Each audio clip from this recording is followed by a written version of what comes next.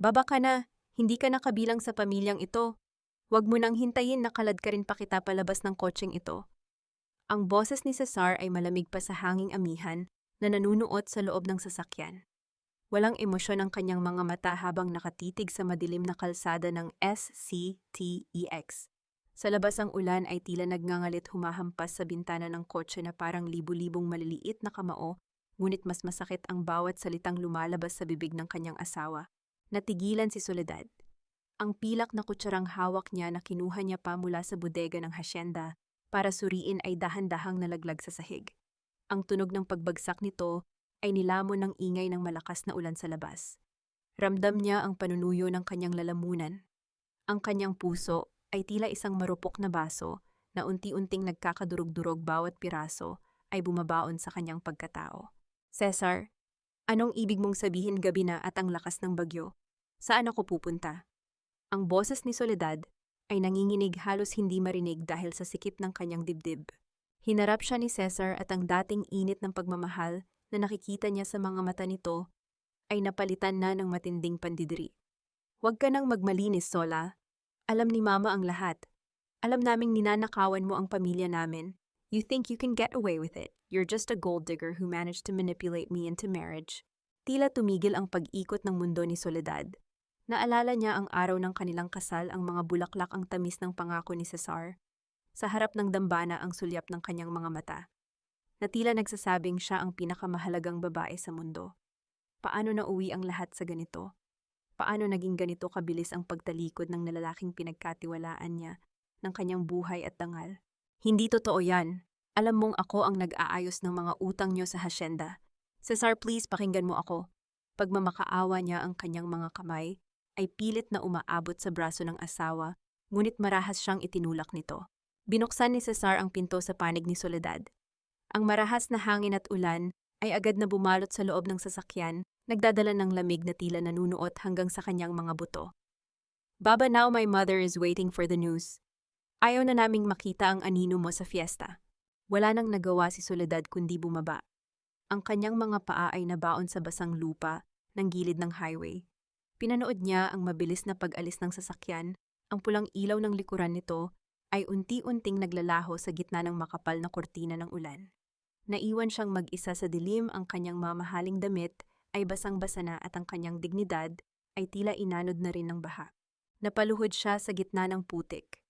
Ang bawat patak ng ulan sa kanyang mukha ay humahalo sa kanyang mga luha. Bakit saan siya nagkulang? Ginawa niya ang lahat para maging mabuting asawa at dapit hapon ng pamilya Alcantara. Ngunit sa isang iglap, siya ang naging sakripisyo para sa kanilang maruming lihim. Habang nakayuko sa kawalan ng pag-asa, napansin niya ang isang kumukutitap na ilaw sa putikan malapit sa kanyang kinatatayuan. Isang cellphone. Ang cellphone ni Cesar na tila nalaglag nang itulak siya nito palabas. Nanginginig ang kanyang mga kamay habang pinupulot ito. Kahit basag ang screen, gumagana pa rin ang backlight. Isang mensahe ang bumungad sa kanya mula kay Doña Milagros. Siguraduhin mong hindi na siya makakabalik. Ang pera sa hasyenda ay ligtas na sa account mo. Let her rot in the storm. Nanigas ang buong katawan ni Soledad. Ang kanyang pighati ay unti-unting napalitan ng isang malamig na puot. Sa kalayuan sa anino ng isang abandonadong tramsang, napansin niya ang isang lalaking nakatayo, nakasuot ng itim na kapote, tahimik, na pinagmamasdan siya. Ang anyo nito ay tila pamilyar, tila isang anino mula sa nakaraan na hindi dapat naroon. Si Soledad ay dahan-dahang tumayo. Pilit na itinuwid ang kanyang likod sa kabila ng panghihina. Hindi siya mamamatay sa gabing ito. Ang ulan na ito ay hindi magiging kanyang libingan, kundi ang kanyang binyag para sa isang bagong buhay. Isang buhay na wala ng puwang para sa awa, kundi para lamang sa katarungang matagal nang ipinagkait sa kanya. Sa loob ng mansyon ng mga Alcantara, tila walang bakas ng bagyong nagngangalit sa labas. Ang bango ng mamahaling insenso at ang init mula sa mga tsa ay nagbibigay ng isang mapanlinlang na katahimikan. Doña Milagros sat elegantly sa kanyang paboritong upuan, hawak ang isang panyong may borda ng ginto. Sa harap niya si Aling Pacing, ang babaeng ang bibig ay mas mabilis pa sa kidlat, kung maghatid ng balita ay nakikinig, ng may halong pananabik at kunwaring awa. Pacing, hindi ko talaga akalain na magagawa ito sa amin ni Soledad. Simula ni Doña Milagros ang boses ay sadyang ginawang paos at puno ng pighati. Binigyan namin siya ng lahat. Tinanggap namin siya kahit wala siyang pangalan, ngunit ninakawan niya pa kami. My son Cesar is devastated. He is out there looking for her despite the storm dahil kahit nalinlang siya, nag-aalala pa rin siya sa asawa niya. Nagpunas ng kunwaring luha ang matanda. Ang bawat salita ay sadyang tinimpla para maging lason na kakalat sa buong barangay. Si Aling Pacing naman ay tila nakahanap ng kayamanan sa bawat detalyeng naririnig. Naku, Donya, talaga palang nasa loob ang kulo ng babaeng yan. Huwag kayong mag-alala, malalaman ng lahat ang katotohanan. Hindi nila alam sa madilim na pasilyo malapit sa kusina nakatayo si Soledad. Basang-basa ang kanyang damit at ang bawat patak ng tubig mula sa kanyang buhok ay tila bumibilang sa bawat kasinungalingang naririnig niya. Ramdam niya ang panginginig ng kanyang mga kamay, hindi dahil sa lamig, kundi dahil sa matinding pagkamuhing nag-aalab sa kanyang dibdib. Ganito ba kadali para sa kanila na burahin ang pagkatao ko, naisip ni Sola. Imbes na pumasok at makipag-away, dahan-dahang naglakad si Soledad patungo sa silid-dasalan ng pamilya, ang altar, kung saan nakahira ang mga larawan ng mga ninunong Alcantara. Ito ang lugar na laging ipinagbabawal sa kanya ng kanyang biyenan, sa pagsasabing hindi sapat ang kanyang dugo para humarap sa mga banal na Alcantara. Kumuha si Soledad ng isang malinis na tela. Sa gitna ng kadiliman, dahan-dahan niyang pinunasan ang mga imahe at ang mga gintong dekorasyon. Ang kanyang mga galaw ay banayad ngunit puno ng awtoridad. Ang tahimik na pag-angkin sa lugar na matagal nang ipinagkait sa kanya. Habang naglilinis ang kanyang isip, ay abala sa pagpindot sa cellphone ni Cesar na nakuha niya. Sa isang iglap gamit ang mabilis na internet sa loob ng mansyon, nagsimulang lumipad ang mga tago at lihim na recording ng boses ni Cesar at Doña Milagros patungo sa mga email ng mga miyembro ng board ng hasyenda. Ang bawat send button ay tila isang bala na tumatama sa pader ng kasinungalingan ng mga Alcantara. Tapos na ang pagtatago niyo sa likod ng mga dasaltan, bulong ni Soledad sa hangin. Bago siya tuluyang umalis sa silid na hagip ng kanyang paningin, ang isang brown envelope na naiwan sa lamesa ni Beatrice, ang kanilang family lawyer, na laging naroon tuwing may okasyon. Ang folder ay may nakasulat na pangalan, Villafuerte, Asset Liquidations. Villafuerte, iyon ang apelido ng kanyang ina na matagal nang pilit na ibinabaon sa limot ng mga Alcantara. Bakit ito nasa kamay ng kanilang abogado? Isang malakas na kulog ang yumanig sa buong mansyon. Sapat na para magulantang ang mga tao sa sala. Mabilis na lumabas si Soledad sa likurang pinto, bago pa siya makita ni Aling Pacing.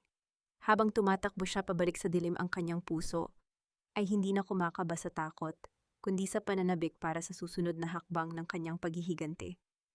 Lumuhod ka at humingi ng tawad sa harap naming lahat. Ngayon din. Ang utos ni Doña Milagros ay tila isang hatol na umalingaw-ngaw sa malawak na sala ng mansyon. Nakapaligid ang ilang malalapit na kamag-anak ng mga Alcantara, kasama ang ilang tauhan sa hasyenda, at syempre si Aling Pacing na tila hindi nakukurap sa panonood. Lahat sila ay nakatingin kay Soledad na tila ba isa siyang maruming basahan na aksidenteng nakapasok sa isang mamahaling palasyo. Sola stood there, her clothes still slightly damp from the storm. She felt the heavy gaze of the people she once served with all her heart. Ang sakit sa kanyang lalamunan ay tila isang malaking bara na hindi niya malunok, isang halo ng pait at matinding pagtitimpi. Donya, bakit po ako ang kailangang lumuhod? Mahinahon niyang tanong, bagaman ang kanyang boses ay may bahid ng panginginig na sadyang hindi niya pinigilan upang magmukhang mahina.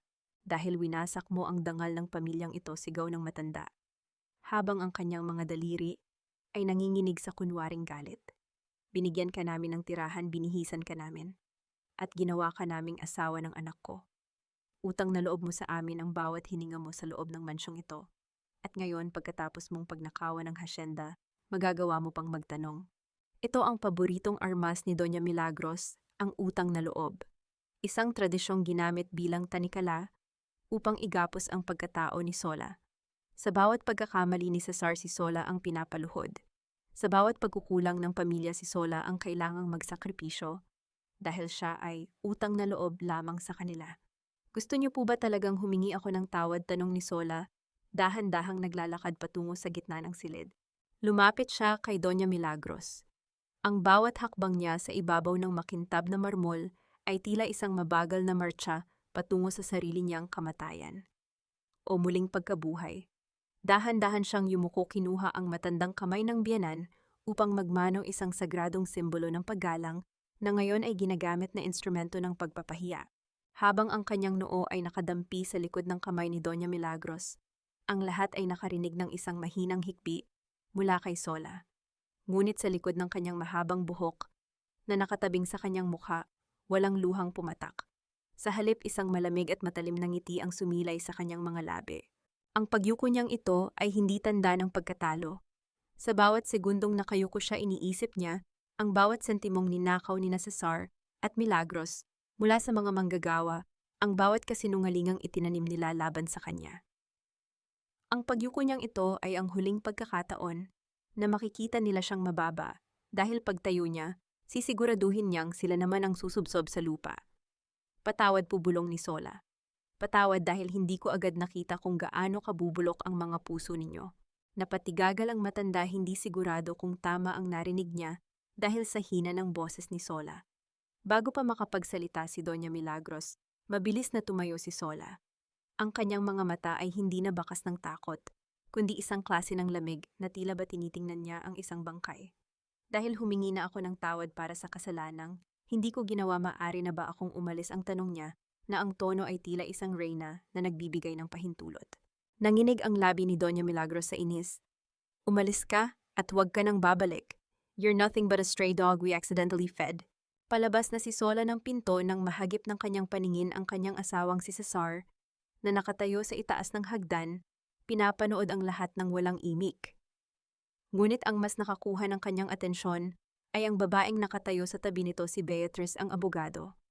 Hawak ni Beatrice ang isang pamilyar na folder at sa isang mabilis na sulyap nakita ni Sola ang isang pirasong papel na nalaglag mula rito.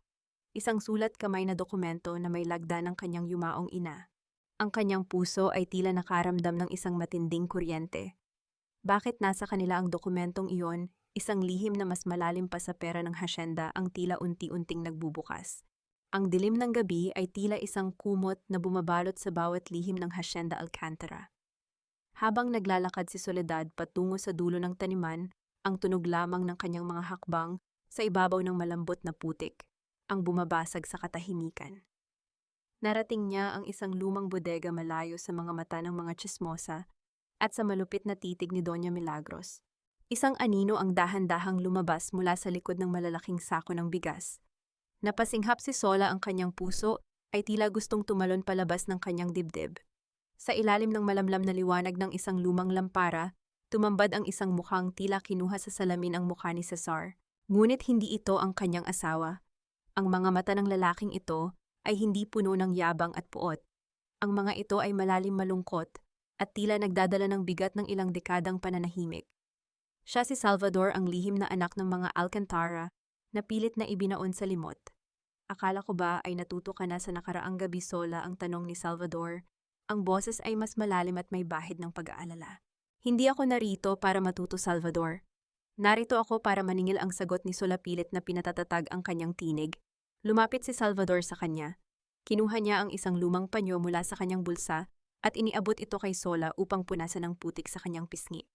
Ang simpleng galaw na iyon ay nagpahinto sa mundo ni Sola. Sa loob ng maraming taon, wala nang nag-alaga sa kanya ng ganito nang walang hinihinging kapalit. Bakit ka nagtatago? Tanong ni Sola, ang kanyang boses ay naging marupok. Bakit mo hinayaang ang isang taong tulad ni Cesar ang maghari sa lupang ito habang ikaw ay nabubuhay sa anino? Huminga ng malalim si Salvador, ang kanyang mga balikat ay tila bumigay sa bigat ng katotohanan. Dahil yun ang kailangan para manatiling buo ang dangal ng mga Alcantara. Ako ang pagkakamali, Sola. Ang kambal na itinago dahil ayaw nilang mahati ang yaman. Doña Milagros made sure I stayed dead to the world so Cesar could live like a king. Naramdaman ni Sola ang isang matinding habag. Sila ay pareho mga taong ginamit at itinapon ng pamilyang Alcantara kapag hindi na sila kailangan. Inilabas ni Salvador ang isang kupas na papel mula sa loob ng kanyang jacket. Hindi lang ako ang biktima rito, Sola. Ito ang dahilan kung bakit kanila pinakasalan, wika ni Salvador habang iniaabot ang dokumento. Sa liwanag ng lampara, binasa ni Sola ang mga salitang nakasulat. Ang Hacienda Villafuerte, ang lupang kinatatayuan nila ngayon, ay hindi kailanman naging pagmamay-ari ng mga Alcantara. Ito ay pag-aari ng pamilya Villafuerte, ang pamilya ng kanyang ina. Ang kasal nila ni Cesar ay isang paraan lamang upang hopfapwa ang kanilang pananatili rito dahil si Soledad ang nag-iisang buhay na tagapagmana ng tunay na may-ari ng lupa. Ninakawan ka nila Sola, hindi lang ng dignidad, kundi ng iyong tunay na pagkakakilanlan, ang malamig na sabi ni Salvador. Ang katahimikan sa loob ng bodega ay tila naging kasing bigat ng bakal. Ang bawat hininga ni Sola ay tila isang panalangin para sa katarungan. Sa labas ang hangin ay muling umihip nagdadala ng amoy ng paparating na ulan. Bakit mo ito sinasabi sa akin ngayon? Tanong ni Sola. Tumingin si Salvador ng diretso sa kanyang mga mata. Dahil pagod na akong maging anino. At dahil ikaw lang ang may sapat na tapang para sunugin ang kanilang palasyo. Ngunit bago pa makasagot si Soledad, isang tunog ng paparating na sasakyan ang bumasag sa gabi. Ang mga ilaw ng kotse ay tumama sa dingding ng bodega. Ang nakahihilong takot ay muling bumalik. May nakasunod ba sa kanya? O may ibang lihim pa ang gustong lumabas mula sa dilim? Hindi ako narito para maging bayani mo, Soledad. Narito ako para manalo sa sarili kong laro.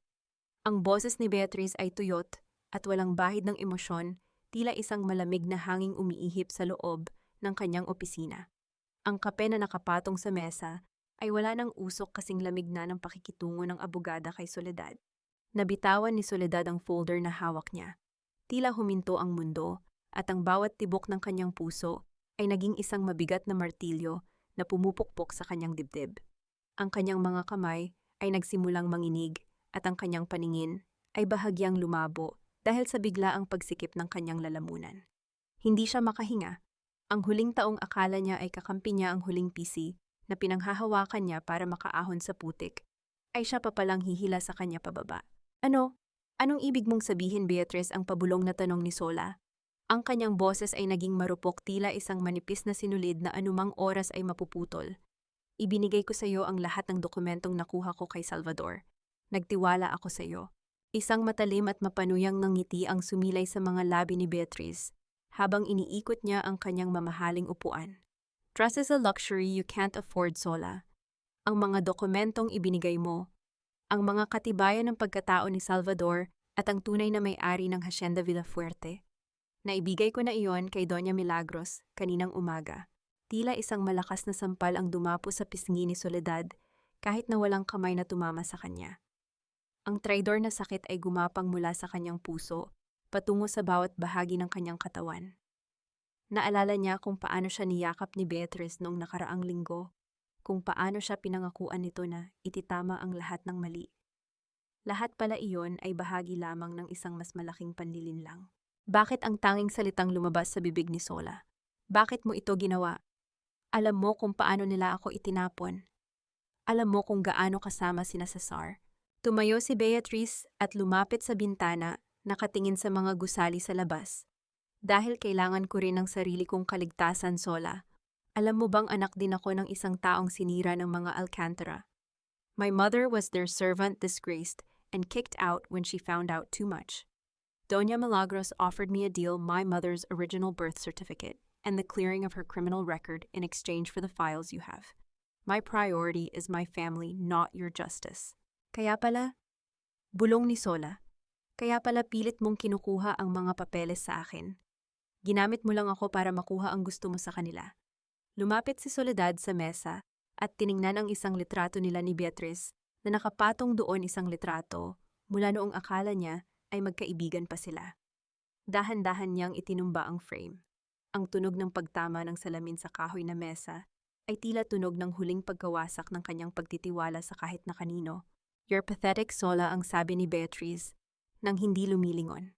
Akala mo ba ay sapat na ang emosyon para manalo sa mundong ito? You're just a pawn. Ngayong wala na sa iyo ang mga dokumento. Doña Milagros will officially declare you mentally unstable. Cesar is already signing the papers to commit you to a facility. Wala ka ng takas. Ang katahimikan sa loob ng opisina ay naging kasing bigat ng isang libingan. Naramdaman ni Sola ang isang matinding pagnanais na sumigaw, na umiyak ng malakas, ngunit walang luha ang lumabas. Ang tanging naroon ay isang tuyong hapdi sa kanyang puso. Malika Beatriz, ang sabi ni Sola, ang kanyang boses ay biglang naging malamig at matalim. Malika, kung akala mo ay iyon lang ang alas ko. Mabilis na humarap si Beatriz, ang kanyang mga mata ay naniningkit sa pagdududa. Anong ibig mong sabihin? Ngunit hindi sumagot si Sola. Tumalikod siya at lumakad palabas ng opisina. Ang tunog ng kanyang gabi-gabing sapatos sa tiles ng hallway ay tila isang babala. Habang naglalakad siya, ang kanyang isip ay mabilis na bumabalik sa bawat salitang sinabi ni Salvador sa bodega. May isang bagay na hindi alam ni Beatriz, isang bagay na hindi niya ibinigay sa folder. Ang cliffhanger paglabas ni Sola sa gusali, isang itim na van ang biglang huminto sa kanyang harap. Ang pinto ay mabilis na bumukas at bago pa siya makasigaw, isang pamilyar na boses ang narinig niya mula sa loob. Sumakay ka na, Sola. Alam nila kung nasaan ka. Si Salvador. Ngunit bago pa man siya makakilos, nakita niya sa kabilang bahagi ng kalsada si Cesar, nakatayo sa tabi ng kanyang sasakyan, may hawak na baril na nakatago sa ilalim ng kanyang jacket at nakatitig sa kanya nang may malamig na ngiti ng isang mamamatay tao. Ngumiti ka, Sola. Ito na ang huling pagkakataon na makikita ng publiko ang mukha mo bago ka tuluyang mabulok sa pasilidad na inihanda namin para sa'yo. Ang boses ni Cesar ay parang haplos ng isang ahas, madulas, malamig at puno ng lason. Nakatayo sila sa backstage ng malaking auditorium ng Hacienda Alcantara. Sa labas, naririnig ang hiling ng mga mamamahayag at ang bulungan ng mga miyembro ng board. Ngayong araw ang anunsyo ng malaking proyekto ng pamilya at kasabay nito ang formal na pahayag ni Cesar tungkol sa kondisyong mental ng kanyang asawa. Hinawakan ni Cesar ang panga ni Soledad, pinilit itong iharap sa kanya. Ngunit ang inaasahan niyang takot o pagmamakaawa ay hindi niya nakita. Ang mga mata ni Soledad ay tila dalawang malalim na balon ng itim na tubig, walang kibo, walang emosyon, at nakapaninindig balahibo ang katahimikan. You think you won, Cesar? Ang mahinang tanong ni Sola. Ang kanyang boses ay hindi nanginginig. Ito ay tuyot at puno ng kapangyarihang hindi maipaliwanag. You really think Beatriz gave you everything? Bahagyang natigilan si Cesar, ngunit agad itong napalitan ng isang mapang-uyam na tawa. Beatriz is a professional, Sola. She knows which side has the money. Ngayong hawak na ni Mama ang lahat ng dokumento ni Salvador, ikaw na lang ang natitirang dumi sa pangalan namin. Inayos ni Cesar ang kanyang mamahaling suit at lumabas sa entablado. Ang palakpakan ng mga tao ay tila isang malakas na kulog na yumanig sa buong auditorium. Mula sa gilid nakita ni Soledad si Doña Milagros na nakaupo sa harapang hilera. Ang mukha ay puno ng tagumpay habang katabi si Beatriz na abala sa pag-aayos ng kanyang mga papeles. Ladies and gentlemen, ang simula ni Cesar, ang boses ay puno ng kunwaring pighati. Narito tayo hindi lang para sa kinabukasan ng hacienda kundi para na rin sa proteksyon ng aking asawa. It pains me to say this, but my beloved Soledad has been struggling with a severe mental breakdown. She has been stealing and hallucinating about her identity. Sa gitna ng kanyang pagsasalita, dahan-dahang lumakad si Soledad patungo sa gitna ng entablado. Ang mga kamera ay agad na humarap sa kanya. Ang katahimikan ay naging kasing bigat ng isang paparating na sakuna. Malika, Cesar, ang sabi ni Sola, ang kanyang boses ay umalingaw sa buong sound system ng auditorium. Hindi ako ang nagdidiliryo, ikaw ang bulag sa sarili mong kasakiman. Mabilis na lumapit ang mga security, ngunit bago pa nila mahawakan si Sola, ang malaking screen sa likod ni Cesar ay bumukas. Hindi ang video ng proyekto ang lumabas, kundi ang live feed mula sa digital server ng Bangko ng mga Alcantara. Ang bawat transaksyon ng Quiden o lihim na pondo, ang mga dokumentong ipinadala ni Cesar sa kanyang mga dummy accounts, at ang boses ni Beatriz na nakikipagkasundo kay Doña Milagros ay malinaw na narinig ng lahat. Anong ibig sabihin nito? Ang sigaw ng isang miyembro ng board. Iyan ang perang pambayad sa mga manggagawa. Ang gulo ay tila isang apoy na mabilis na kumalat. Si Cesar ay napako sa kanyang kinatatayuan. Ang kanyang mukha ay naging kasing putla ng isang bangkay. Tumingin siya kay Beatriz, ngunit ang abogada ay abala na sa pagtakas patungo sa labasan, tanging ang takot ang makikita sa mga mata nito. The folder I gave Beatriz was a bait, Cesar, ang bulong ni Sola habang lumalapit sa asawa. Ang tunay na mga dokumento ay matagal ko nang naipadala sa Securities and Exchange Commission bago pa man tayo dumating dito. You didn't just lose the hacienda, you lost your freedom. Naramdaman ni Soledad ang isang matinding ginhawa, habang pinapanood ang pagguho ng mundo ni Cesar sa harap ng maraming tao. Ang bawat sulyap ng pagkadismaya mula sa mga kasosyo, ang bawat hiyaw ng galit mula sa mga trabahador sa labas na nakakapanood sa livestream, lahat ng yon ay tila isang musika sa kanyang pandinig. Ngunit sa gitna ng kaguluhan, nakita ni Sola si Doña Milagros. Ang matanda ay hindi sumisigaw. Hindi ito umiiyak. Ang matanda ay nakatitig sa kanya nang may matinding puot, at sa isang mabilis na galaw kinuha nito ang kanyang cellphone at may tinawagan. Gawin niyo na ang narinig ni Sola na utos ng matanda sa kabilang linya. Cliffhanger, sa labas ng auditorium, isang malakas na pagsabog ang narinig mula sa direksyon ng tirahan ng mga manggagawa, ang lugar kung saan nananatili ang pamilya ni Salvador. Ang kaba sa dibdib ni Soledad ay muling nagbalik. Ang katarungan ay may kaakibat na sakripisyo, at tila hindi pa tapos si Doña Milagros sa kanyang huling baraha. Huwag niyo akong hawakan. Hindi niyo ba kilala kung sino ako? Ako si Milagros Alcantara. Ang sigaw ng matanda ay tila isang desperadong tili ng isang reynang nawalan ng korona. Sa loob ng nagkakagulong auditorium, ang amoy ng usok mula sa pagsabog sa labas ay nagsimulang humalo sa bango ng mga mamahaling pabango. Ang mga tao ay nag-uunahang lumabas, ngunit si Soledad ay nanatiling nakatayo sa entablado, ang kanyang mga mata ay nakapako sa nagbabagang abot-tanaw kung saan matatagpuan ang mga tirahan ng mga manggagawa. Ang bawat tibok ng kanyang puso ay tila isang mabigat na tambol na nagbabadya ng katapusan. Naramdaman niya ang panginginig ng kanyang mga tuhod, hindi dahil sa takot, kundi dahil sa matinding pagkamuhi. Ang usok na iyon ay hindi lamang tanda ng apoy. Iyon ay ang huling hininga ng kasamaan ng mga Alcantara. "You did this, Mama," ang bulong ni Cesar. Ang boses ay puno ng panginginig habang pinapanood ang mga pulis na papalapit sa kanila. "Sabi mo ay aayusin mo ang lahat. Pero bakit kailangang humantong sa ganito?" Lumingon si Milagros sa kanyang anak, ang kanyang mukha ay isang maskara ng purong puot.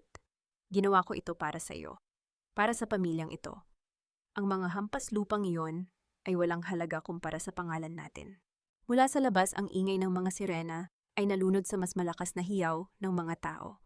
Ang mga manggagawa ng hasyenda sa pangunguna ni Aling Pacing, na hawak ang kanyang cellphone para sa isang live stream, ay nagsimulang pumasok sa auditorium. Wala na ang takot sa kanilang mga mata. Ang kanilang mga mukha ay puno ng uling at luha, ngunit ang kanilang mga kamay ay mahigpit na nakakuyom. Katarungan ang sigaw ni Aling Pacing, ang kanyang boses ay nanginginig sa galit. "Ninakawan niyo na kami ng sahod, pati ba naman ang mga barong-barong namin ay susunugin niyo? Doña Milagros, huling araw mo na ito." Mamamahayag na naroon ay hindi na nag-atubili. Ang bawat flash ng camera ay tila isang kidlat na tumatama sa pagkatao ni Cesar at Milagros. Ang kahihiyan ay naging kasing linaw ng sikat ng araw. Isang opisyal ng kapulisan ang lumapit at pilit na kinuha ang mga braso ng matanda. "Doña Milagros Alcantara, you are under arrest for arson and attempted murder, apart from the financial fraud charges," ang malamig na pahayag ng pulis.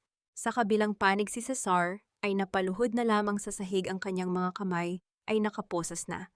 Tumingin siya kay Soledad, ang kanyang mga mata ay nagmamakaawa. "Sola, please, help me. Sabihin mo sa kanila na hindi ko alam ang tungkol sa pagsabog. Please, Sola, mahal mo pa ako." Di ba lumapit si Soledad sa kanyang asawa? Dahan-dahan siyang yumuko sapat na upang maramdaman ni Cesar ang lamig ng kanyang hininga. "Ang pag-ibig na tinutukoy mo, Cesar, ay namatay na noong gabing iniwan mo ako sa gitna ng SCTEX," ang pabulong na sabi ni Sola. "Ang tanging natitira sa akin para sa iyo ay ang pasasalamat. Pasasalamat dahil sa wakas ay nakita ko kung gaano kakahina." Tumayo si Soledad at hinarap ang mga manggagawa. Kinuha niya ang mikropono na kanina ay ginamit ni Cesar. Ang katahimikan sa loob ng auditorium ay naging kasing lalim ng isang panalangin. "Sa lahat ng mga kasama ko sa Hacienda Villafuerte," ang simula ni Sola, ang kanyang boses ay puno ng emosyon. "Ang apoy na nakikita niyo sa labas ay hindi ang ating katapusan. Iyon ang apoy na susunog sa lahat ng kasinungalingang nagpahirap sa atin. Ang katarungan ay hindi lamang tungkol sa pagpapakulong sa kanila. Ito ay tungkol sa pagbawi sa kung ano ang tunay na sa atin." Hinanap ng kanyang mga mata si Salvador sa gitna ng karamihan. Nakita niya ito sa may pintuan, nakatayo ng matuwid, may sugat sa noo, ngunit ang mga mata ay puno ng paghanga. Ligtas siya. Ligtas ang lahat. Cliffhanger. Habang kinakaladkad palabas ang mga Alcantara, si Beatrice na kanina pa nawawala sa gulo, ay biglang lumitaw sa tabi ni Soledad. May iniabot siyang isang maliit na susi at isang lumang sulat. Hindi pa tapos ang lahat, sola ang bulong ni Beatrice, ang boses ay puno ng pagsisisi. Ang tunay na dahilan kung bakit namatay ang ina mo ay hindi aksidente. Ito ang susi sa safe box ni Milagros sa lumang bodega. Doon mo makikita ang katotohanan. Ang kaba sa dibdib ni Soledad ay muling bumalik. Isang mas malalim na lihim, ang tila naghihintay sa kanya, isang lihim na maaaring tuluyang magpabago sa lahat ng alam niya tungkol sa kanyang sarili. Kasalanan mo ito, Cesar. Kung naging matatag ka lang sana bilang isang Alcantara, hindi tayo mauuwi sa ganitong kahiyahiyang sitwasyon. Ang boses ni Doña Milagros ay bumasag sa katahimikan ng madilim na pasilyo ng himpilan ng pulisya. Kahit nakasuot na ng kulay rosas na damit preso ang kanyang mukha, ay puno pa rin ng kapalaluan. Tila ba hindi niya matanggap na ang reynang tulad niya ay pwedeng mabilanggo. Nakaharap siya kay Cesar na ngayon ay nakayuko, ang mga mata ay namumula at ang buhok ay gulo-gulo. Ang bawat salita ng matanda ay tila isang latigo na humahampas sa natitirang dignidad ng kanyang anak. Ako pa ang may kasalanan, ama, ang pabalik na sigaw ni Cesar. Ang boses ay puno ng pait. Ikaw ang nagturo sa akin na ang pera ay mas mahalaga kaysa sa tao.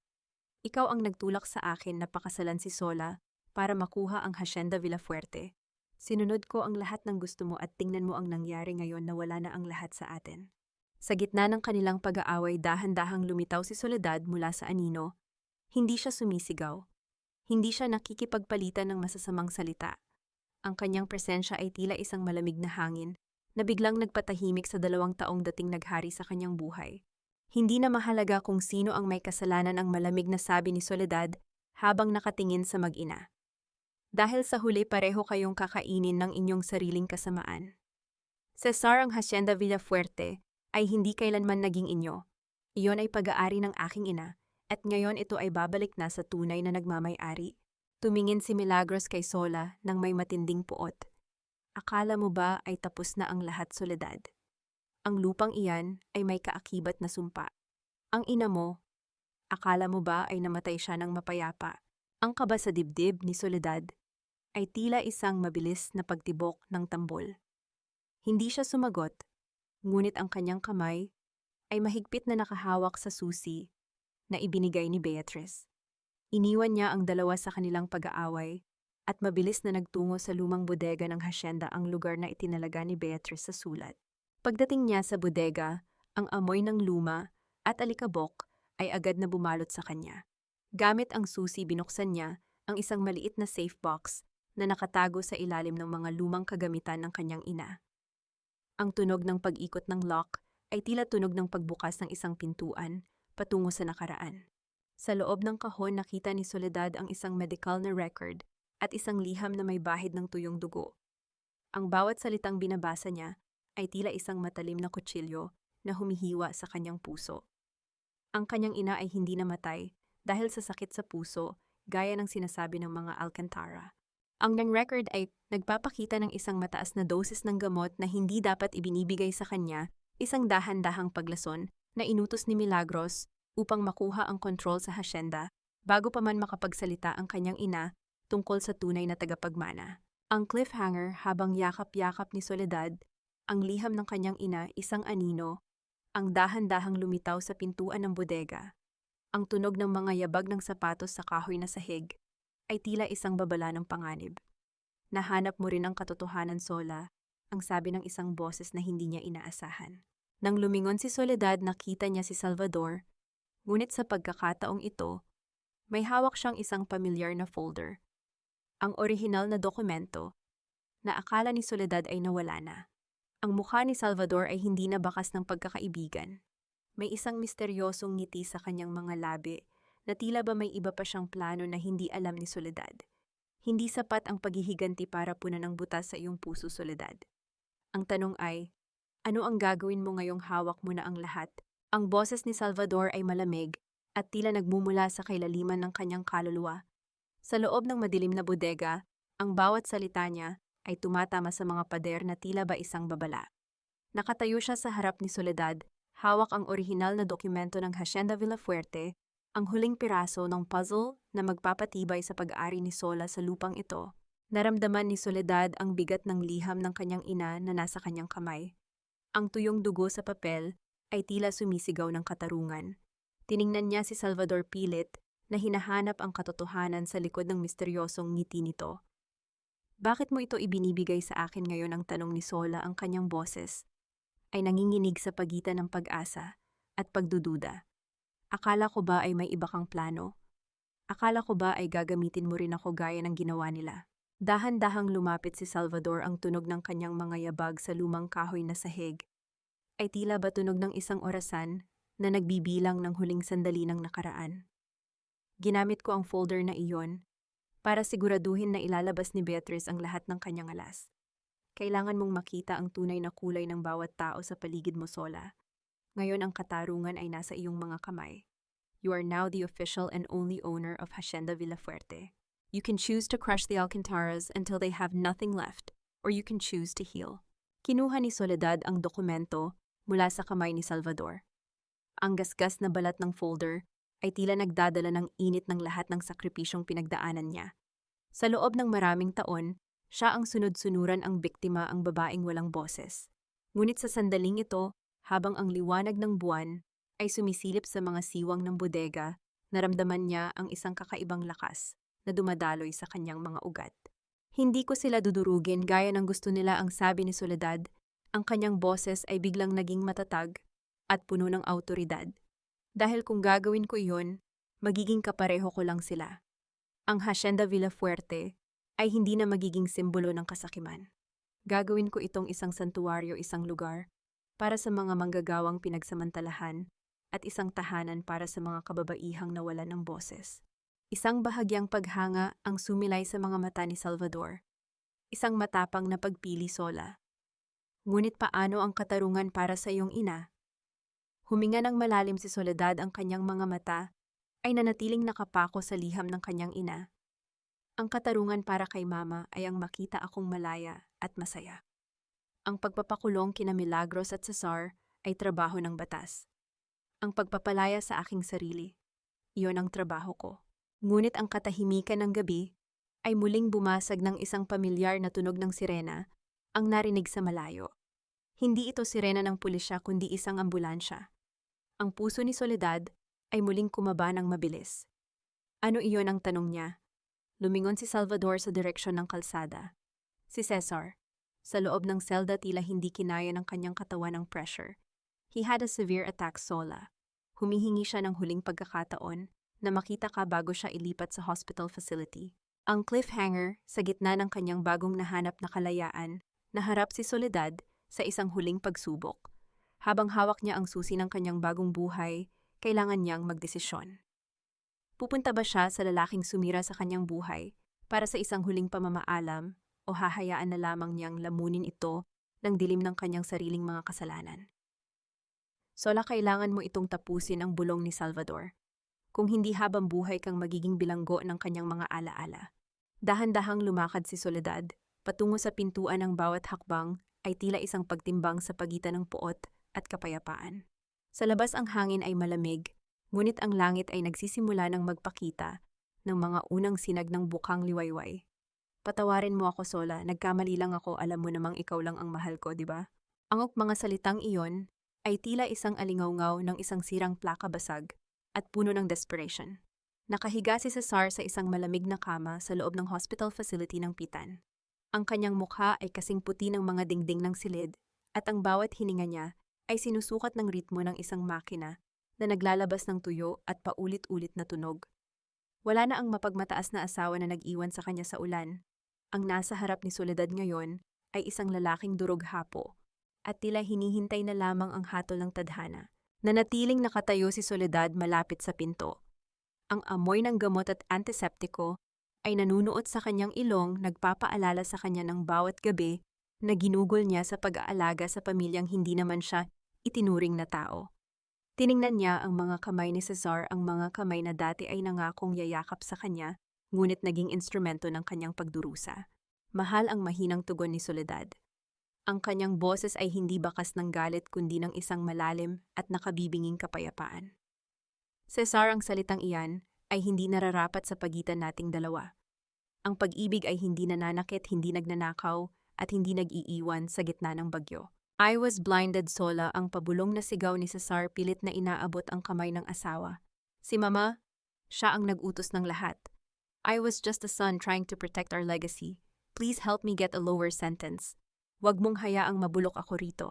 Napatingin si Soledad sa kanyang sariling daliri sa kamay. Wala na roon ang kanyang singsing sa kasal. Ang balat na dati ay may bakas ng mahigpit na pagkakaipit ng ginto ay makinis na ngayon, tila ba naghilom na ang sugat na iniwan ng kanilang sumpaan. Dahan-dahan niyang inilayo ang kanyang kamay nang subukan itong hawakan ni Cesar. Hanggang sa huli, Cesar, sarili mo pa rin ang iniisip mo, ang sabi ni Sola. Hanggang sa huli ginagamit mo ang utang na loob at ang kasalanan ng iyong ina para takpan ang sarili mong kahinaan. Ang katarungan ay hindi tungkol sa paghihiganti ko sa iyo. Ito ay tungkol sa pagtanggap mo sa bunga ng iyong mga desisyon. Naramdaman ni Soledad ang isang matinding bigat na unti-unting umaalis sa kanyang mga balikat. Ang bawat luhang pumatak sa SCTEX, ang bawat gabing hindi siya makatulog dahil sa takot, at ang bawat panlalait na tinanggap niya mula kay Milagros. Lahat ng iyon ay tila lumipad na kasama ng hanging umiihip sa labas ng bintana.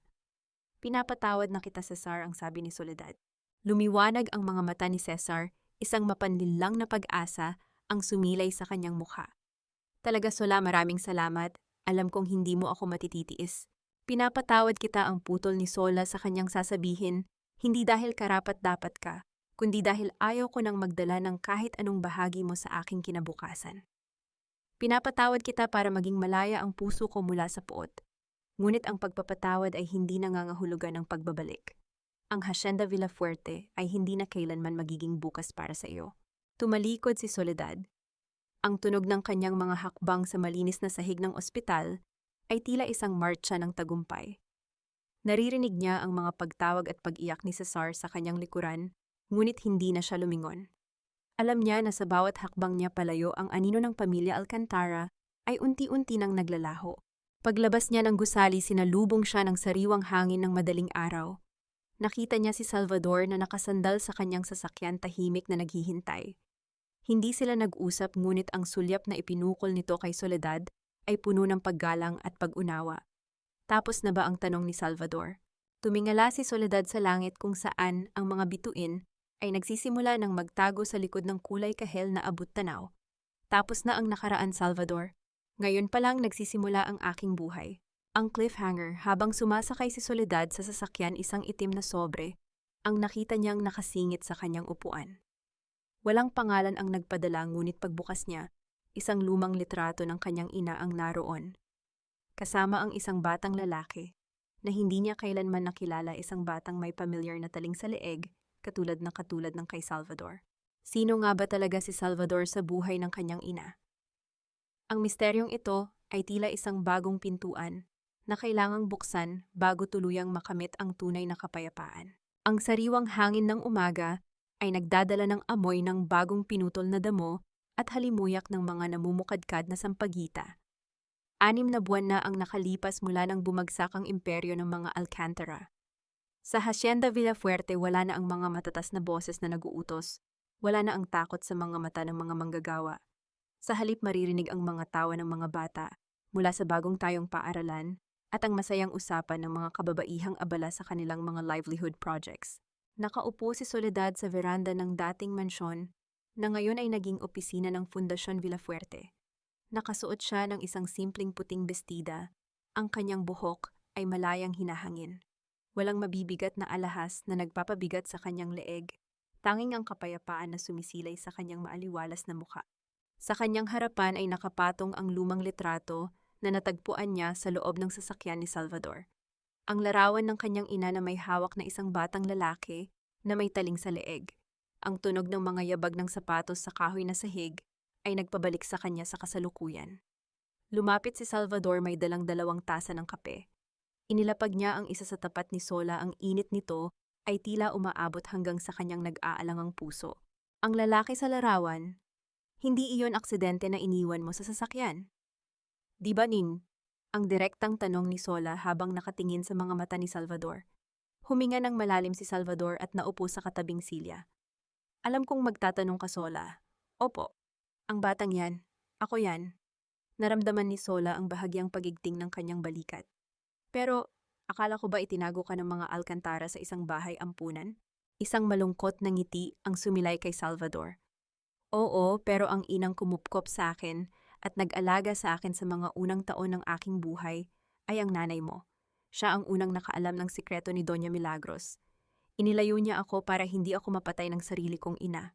Ang lahat ng sakripisyo ng kanyang ina ay hindi lang para sa lupa, kundi para protektahan ang isang batang inosente mula sa kalupitan ng sarili nitong kadugo.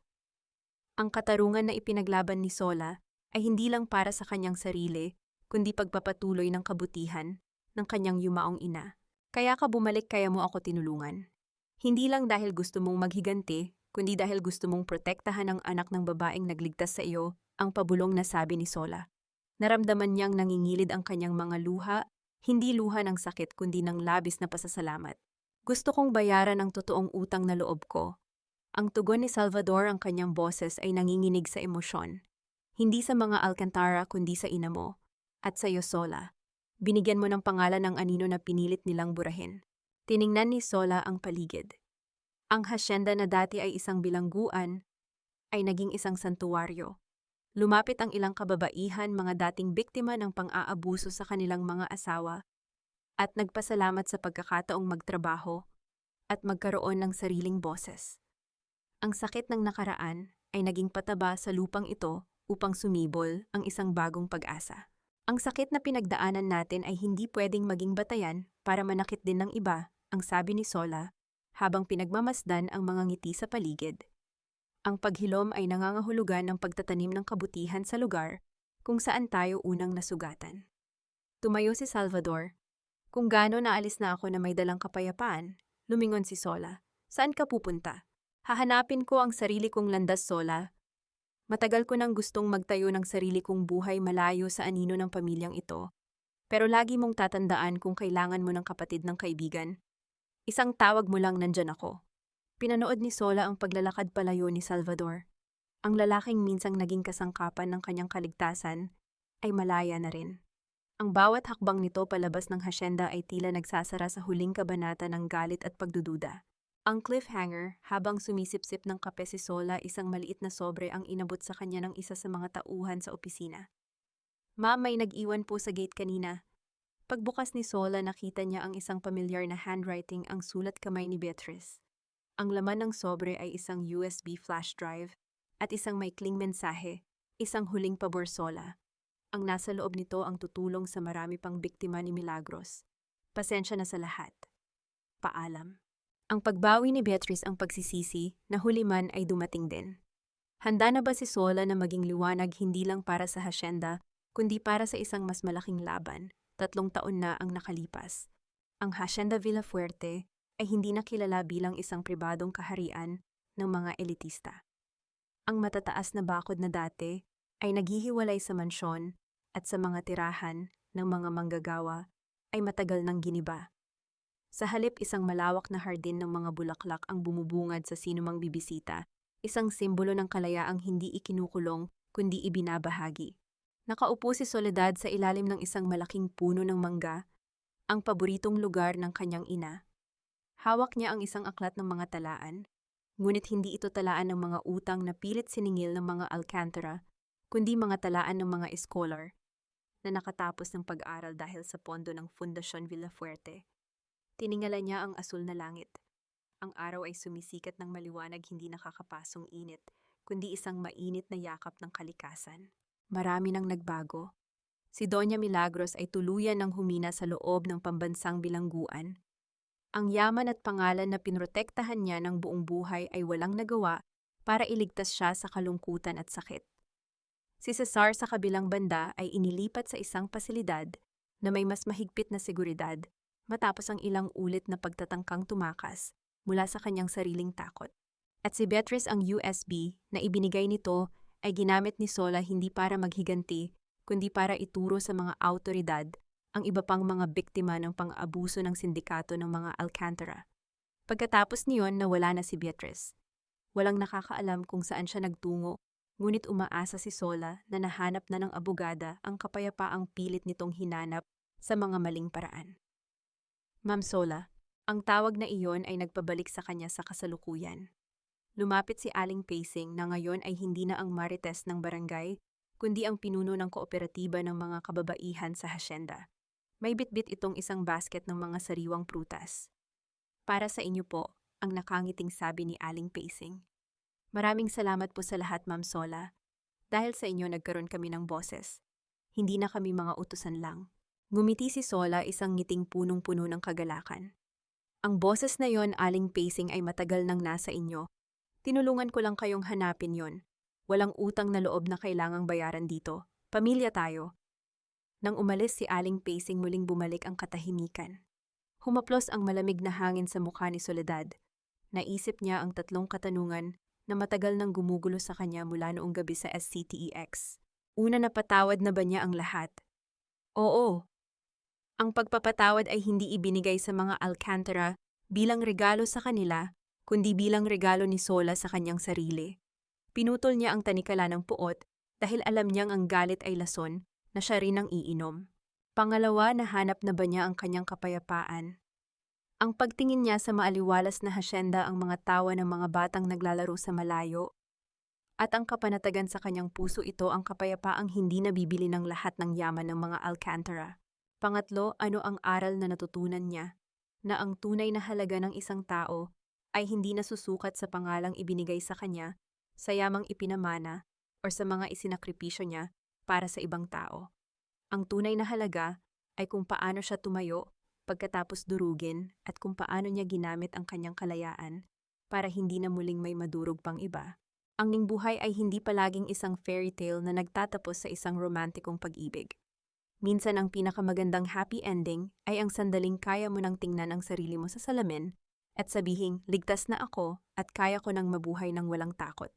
Tumayo si Soledad, pinagpagan ang kanyang bestida, at naglakad pabalik sa opisina. Wala siyang hinihintay na prinsipe, wala siyang kailangang iligtas. Siya ang sarili niyang tagapagligtas. Ang araw ay sumisikat pa lamang at ang kwento ng tunay na Soledad Villafuerte ay kakatapos pa lamang magsimula.